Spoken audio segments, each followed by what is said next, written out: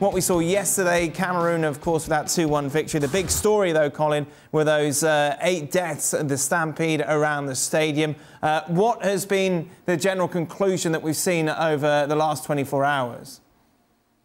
I think just that, there's just been poor security arrangements, poor security, poor access control, just overall. I'll tell you what, I arrived in Cameroon, and on the night of a game on match day -1, I walked into the stadium with a bag that could have contained anything. Nobody stopped me at the gate, and yet there were policemen heavily armed with guns at the gate. I walked in, nobody stopped me, nobody asked me any question. I went into the stadium, I was looking for the media center. I walked into almost every place that I could, the dressing room, the media center, the field. I had access to everything with nobody asking me a single question. I could have been anybody, I could have been carrying anything, and I could have been doing anything, and nobody even stopped me. So that level of lack of security, a lack of access control, a lack of organization is exactly what has led to that stampede that led to 8 people dead. And I think, everybody at CAF, starting from the president downwards, has to take absolute full responsibility for all of these lapses. Now, are they going to learn their lesson from that incident and things going to be improved between now and the end of the tournament, Colin?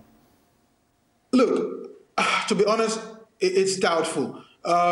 The way this CAF Exco has gone about things, the way CAF is being run now, I'm going to be honest with you, it's an absolute shambles.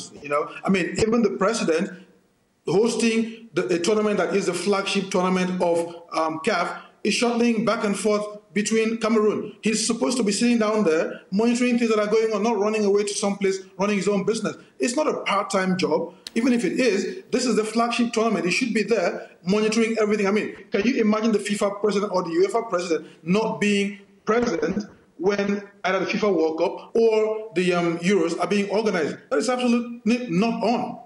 This is unbelievable, isn't it? I mean, 8 people have lost their life going to a game of football. As Colin just described there, this is a flagship for the region. Colin's words are shambles. I mean, let me go back to France '98, the World Cup. Even the players had to have the accreditation. Right. We were not allowed to go in a stadium until our accreditation was checked. Exactly, Craig. I walked in there without credentials. I did not have any credentials on. I had just arrived, and I walked into the stadium, and I had access to every single place. The VIP, the player dressing room, the mixed zone, everywhere. I walked in everywhere. I was looking for the media center. How is that even allowed to happen? Did that surprise you, though, Colin? It shocked me. I've covered tournaments. I've covered the World Cup. I've covered the Olympic Games, everything. And if I'm going to look for accreditation or credentials, it's actually outside of the stadium, before and you can't get access to the venue on the day before the match. In fact, even the morning of the game, I was going to get my credentials. I actually walked into the stadium, still carrying my bag that could have contained anything. Absolutely anything. And no, I was sitting down there. I mean, they were supposed to come at 8 a.m. They didn't show up until about 9:30 or so. And I was sitting down there. I could have been anybody. I could have been carrying anything. And nobody stopped me. All major tournaments should have, but usually have perimeter fencing out with the main stadiums. And they have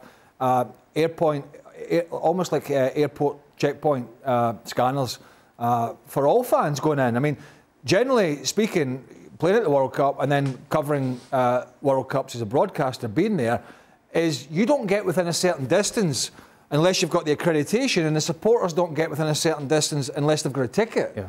Then if you've got a ticket, everything else is checked from there, the bags and everything else. So to have this lapse and such a relaxed scenario at such a major tournament is just, it's unthinkable and it's unforgivable. I mean, seriously, when this tournament's finished, and hopefully there's no more incidents, people are going to have to be fired for this. Yeah. It's just not acceptable for major events around the globe, particularly in today's world where there's a lot of crazy things going on, so the security has to be super tight. This is not acceptable.